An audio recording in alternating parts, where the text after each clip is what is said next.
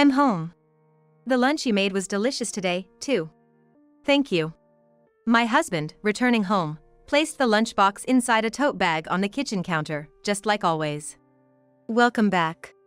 Dinner will be ready soon, so go take a shower first. Okay. It was a typical scene in our household. From the tote bag on the counter, a plastic square lunchbox was taken out. It was cleanly eaten. Waking up at 5 a.m. to make lunch, I always feel happy to see the lunchbox empty. I smiled broadly, thoughtlessly washed the lunchbox, and then got back to finishing dinner preparation. At that moment, I completely forgot. The lunch I had packed for my husband that day was a burger. Wait, wasn't it a burger yesterday? The next day, while eating a burger made by my mother for lunch, I suddenly remembered. There are 2 lunchboxes for my husband. A square one and a round one. I used the round one, but the one returned was the square. I didn't put the washed lunchbox back in the cupboard last night, and this morning, I filled it with a sandwich before handing it over. I had a bad feeling. I contacted someone to investigate my husband. The results revealed actions of my husband far beyond what I had imagined, leaving me speechless. My name is Iris Johnson, 30 years old. I used to work at a bank, but now work as an office clerk at my father's company after getting married. I married my husband, Chris, who is 3 years older than me, 3 years ago, introduced by a couple who are friends of ours.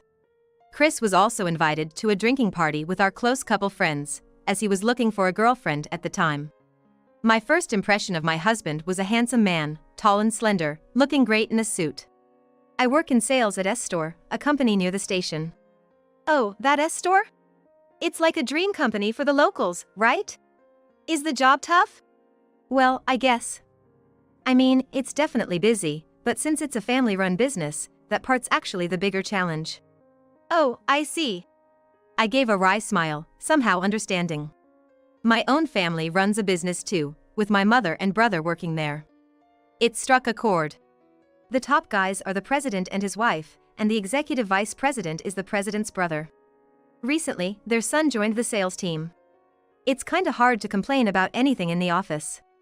S-Stores is a company dealing in wholesale food and liquor, a fairly well-known local business with about 30 employees. Despite being in a rural area, it's known for good salaries. There are many job seekers, but naturally, since employees rarely leave, it's hard to get in. It's a well-regarded company in a good way. What about your job, Iris? My husband asked, and my friend was quick to respond, as if she'd been waiting for the question. Iris? Oh, she works at the bank closest to Chris's office. Maybe you two have already met somewhere? My husband looked at me in surprise. Maybe my friend was trying to set up a meant-to-be moment. But unfortunately, the bank I work at is relatively minor locally, and while S-Stores is nearby, it's still a 10-minute drive away. How about we go out for dinner sometime after work? I'd love to hear your gripes. Sure, if I'm suitable. This was the start of my relationship with my husband. Chris, being in sales, was always considerate and charming. He always took me to nice restaurants and gave me thoughtful gifts on anniversaries. My friends were quite envious. Upon marrying, I left my bank job to help my father's struggling company. Partly because my mother, who'd been managing all the office work, had health issues. Iris, I'm sorry. Because of Mom, you had to quit your job at the bank. Don't worry about it. The salary's almost the same, and I can leave at regular hours. Plus, I get delicious lunches, so it's all good. Indeed. Working at my father's company had only advantages. The hours are flexible, which helps with managing household tasks. I'm trying to save as much as possible now, not wanting to waste money. Because our family was facing a certain problem. We started our married life in an old 2-story apartment. We didn't want to spend much on a home that we'd only be in during the evenings, as we both worked. The plan was to save as much as possible before having kids. One of our problems was that my in-laws didn't think too highly of me. My parents, being country folks, are jealous thinking your family is wealthy. They misunderstood that not having a wedding ceremony was us looking down on them. Wasn't it Chris who didn't explain it properly? If you had explained, maybe this wouldn't have happened. We didn't have a wedding party. We wanted to spend our life after marriage, not at a party, which we explained to my in-laws. They opposed it, believing in spending on celebrations. So instead, we had dinner with both families. I thought my in-laws were satisfied with that, but they must think we don't want to be tied to their family. It seems they've made up their mind about that. But I'm sure things will change once we have kids. Yeah, that's all we can hope for. Even when we greeted them at their house or met both families together, they never said anything unpleasant directly. They did seem disappointed when we said we weren't having a party. The words of my in-laws, as told by my husband, seem more genuine since I'm not there. They say things like, "Such a stingy family for not spending on celebrations," or "They're snobbish and unpleasant. Until we have kids, you don't need to interact with my family. They don't want to meet you anyway." Chris always said he'd handle it, keeping me from contacting or visiting his family. Hey, how about we visit them together this Christmas? I really want to clear up this misunderstanding and get along. We can wait until we have kids. They said they don't want us to come. Plus, I don't want you to start the new year feeling bad. Since my husband's family lives in the next town, we never ran into them accidentally after marriage. My friends said, "That's convenient, isn't it?" But I still felt disappointed that I couldn't get along with my husband's parents. And then, there was another problem troubling me. It might be even more troublesome. Iris, I have a little favor to ask. My husband, emerging from the bath, hesitantly started to speak. Oh no, again. What is it? You haven't already run out of your allowance, have you? Did you spend all $600 in the middle of the month? Despite being a handsome husband that everyone envied, he had a significant flaw. Oh, yeah. Sorry. I'm going out for drinks with the guys from the sales department tomorrow, but I'm a bit short. Can you spare $200? Chris just couldn't manage money. He always prioritized the spur of the moment. I found some cool clothes last week and couldn't resist buying them, and then I ended up covering the tab for my colleague. What? You bought clothes? And you treated? Sorry, I just couldn't help myself and bought them secretly. But they are stylish. And about the tab, I had to, you know? I'm a senior. It would look bad if I didn't. Listen. That's what people do when they can afford it. If I keep dishing out money for Chris's pride, we'll never pay off our debts. My husband loves fashion and can't resist buying things he wants. He's also a show-off who uses spending money as a way to relieve stress. So, I can't completely restrict him and end up giving him additional allowance each month. When we got married, Chris had a revolving credit loan and a new car loan, which amounted to more than $2,000 in monthly repayments. He also likes drinking and spends half the week out, so he used to burn through his entire salary. Naturally, he had no savings. This came to light when we were engaged and discussing our future life. It'll be fine. Things have worked out so far, and they'll work out in the future too. His optimistic words made me lean more towards paying off debts than having a wedding. Chris wanted a wedding, but I could easily imagine him showing off unnecessarily and wasting money. After my persuasion, Chris agreed, "All right, I'll give up on the party. But please, keep my debt a secret from my parents." That settled the matter. Looking back, maybe I should have reconsidered the marriage then. But at that time, I thought, I need to take care of him. And I was in love with him. Love is blind, as they say. 2 years have passed since then. Driven by a sense of duty to repay debts, I've been living frugally. I only buy inexpensive clothes and personal items. I've cut down on eating out, and I try to make our home-cooked meals as delicious as possible. I also prepare lunchboxes, so I wake up at 5 a.m. every morning to manage the household. Hey, about the allowance, since you always overspend, why not just make it $1,000 from the start? His attitude, only thinking of the present, still annoys me sometimes. All right. When you can manage your $600 allowance properly, we'll think about it. I can't let my guard down. Now, after 2 years of marriage, we've halved our debt. We've even started to save a little for a new family member. I live off my salary, and all of Chris's salary, except for his allowance and savings, goes to paying off debts. Except for the car loan, we should be able to pay everything off in another year. With a child, our family's problems will be solved. I believed that without a doubt. But I had no idea of the betrayal that awaited us. In this life of frugality, there was one thing I insisted on buying. It was my husband's lunchbox. Nice-looking square box and a round box. I chose the lunchbox based on the menu. Today's lunch is your favorite burger, Chris. Awesome! Iris, your burger is so delicious. I could have just one, but some dishes are easier to pack in the square lunchbox like sandwiches. Since I'm making him cut back on eating out, I wanted to make his favorite dishes for lunch. Lately, we've been talking a lot about having kids, and I felt like we were living a modest but happy life. That is, until that day Chris brought home something else. I'm home. Lunch was great today, thanks. Returning home, he placed his lunchbox inside a tote bag on the kitchen counter as usual. Welcome back. Dinner will be ready soon, so go take a shower first. Okay. It was a typical scene. From the tote bag on the counter, a plastic square lunchbox was taken out. It was completely empty. Waking up at 5 a.m. to make lunch, I was really happy to see the lunchbox empty. I smiled, washed the lunchbox without a second thought, and went back to finishing dinner. At that time, I completely forgot. The lunch I had packed for Chris that day was a burger. Wait, wasn't it a burger yesterday? The next day, while eating a burger made by my mom, I suddenly remembered. I had used the round one, but the one that came back was square. I didn't put the washed lunchbox back in the cupboard last night, and in the morning, I filled it with a sandwich before handing it over. I had a bad feeling. When I checked the cupboard where the lunchboxes were stored at home, it was empty. What could this mean? As I pondered this while preparing dinner, Chris came home. I'm home. Thanks for lunch again. Is the bathroom ready? Sorry, I spaced out and forgot to clean it. Just a minute. I was so lost in thought about the lunchbox that I completely forgot about the bathroom.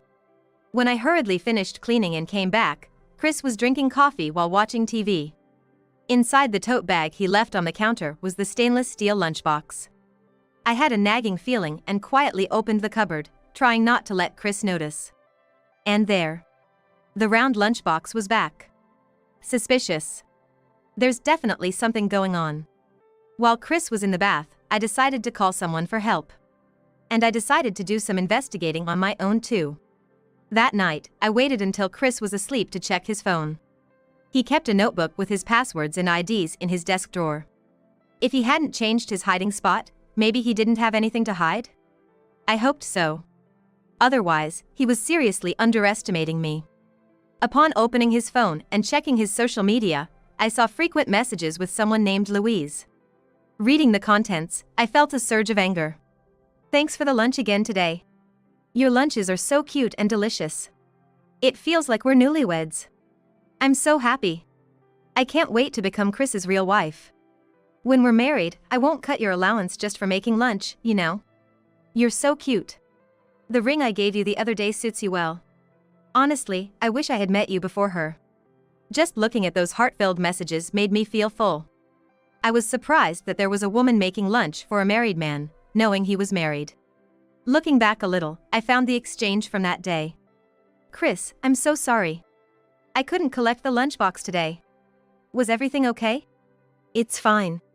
I have you using the same lunchbox for such situations.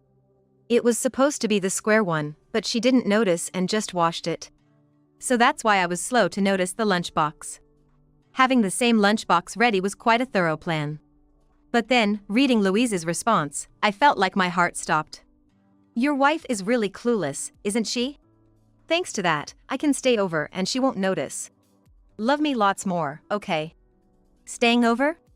The fact that my husband was cheating became undeniable, and my hands started to shake. There were photos of them half naked on a trip, smiling together. Curious, I looked back at their exchanges and saw that Louise had been making lunch for about half a year. Come to think of it, he started staying overnight at his parents' house occasionally last year. Was it because of this?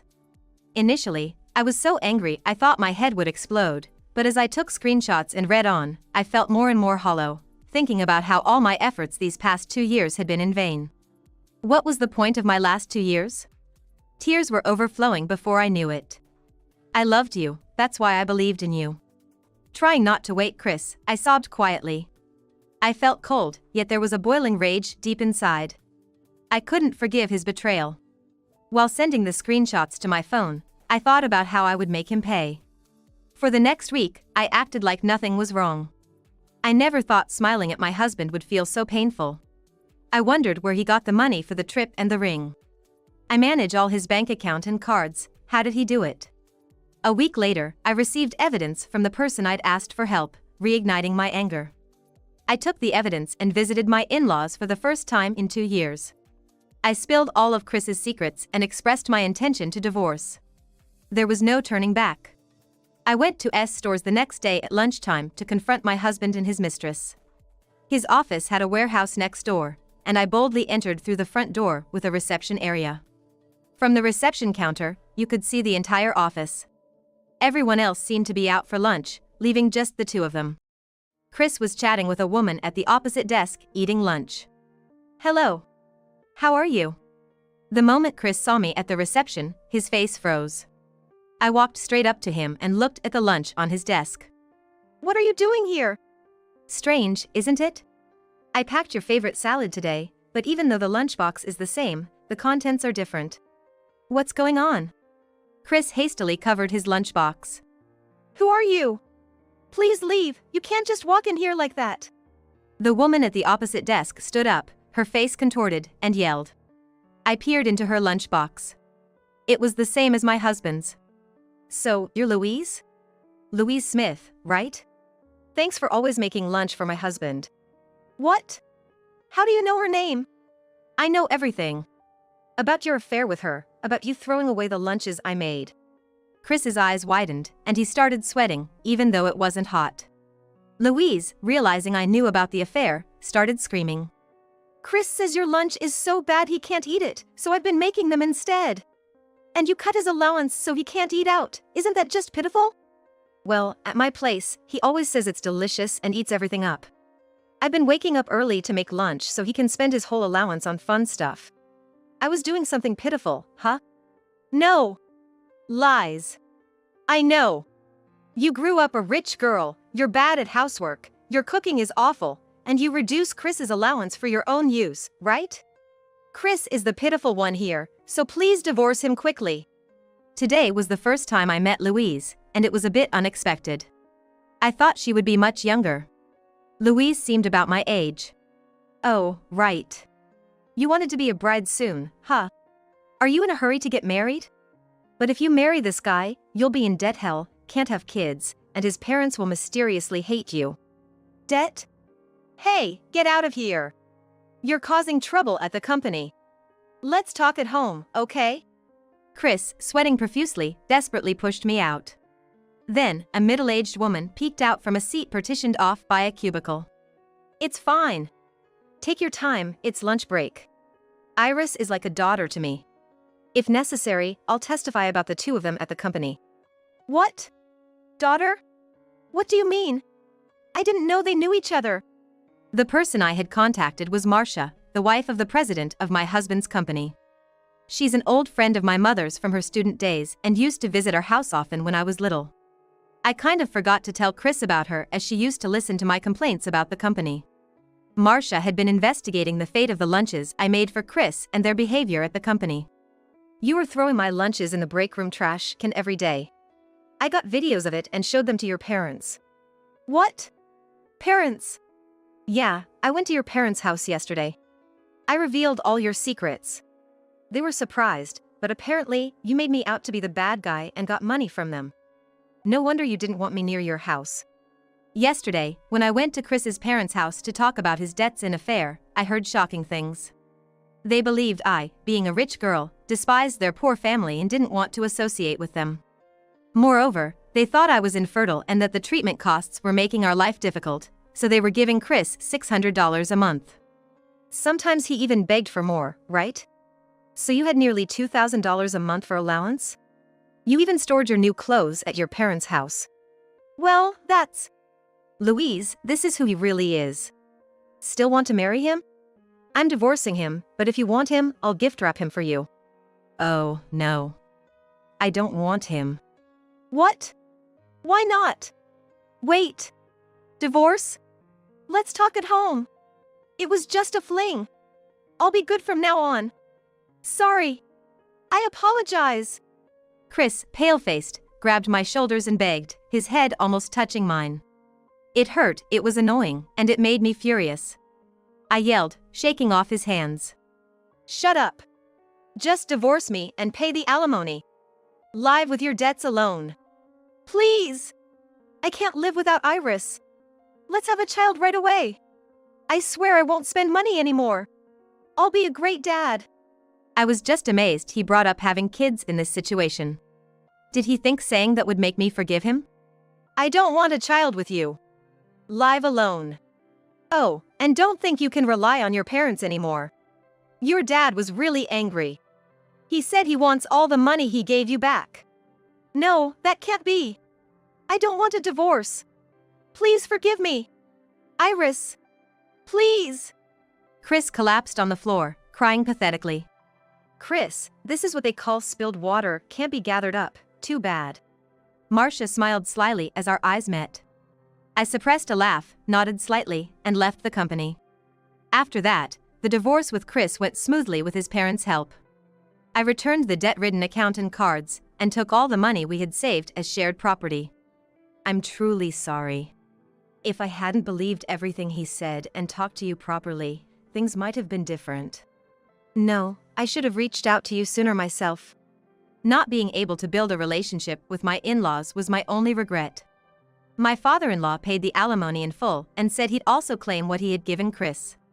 Reflecting on spoiling Chris, his parents wouldn't let him live at home, and now he's in a cheap wooden apartment. He has to deal with his debts and living expenses, which he never had to before. At the company, he was moved to shipping because they couldn't have a debt-ridden man involved in an office affair in sales. Marcia told me he's being yelled at daily for unfamiliar warehouse work. Even with a reduced salary, it's still not too bad, so he can't quit for the sake of his debt. Now, the once handsome man has become a scruffy old guy. I wonder how much allowance he has now. Louise, feeling uncomfortable after Marcia found out, resigned the next day and never returned. Louise sent a letter of apology through Marcia. The letter said, "Now that I know Chris's true nature, I'm moving because I'm scared he'll cling to me after the divorce." Definitely. I've returned to my parents' house, saving money with the frugality skills I learned. Chris begged to get back together several times, but I completely ignored him. Marcia's warning seems to be the most effective since he can't quit his job. With the alimony from the two, I'm planning a spa tour with Marcia and my mother soon. My life is just beginning. I plan to live positively from now on.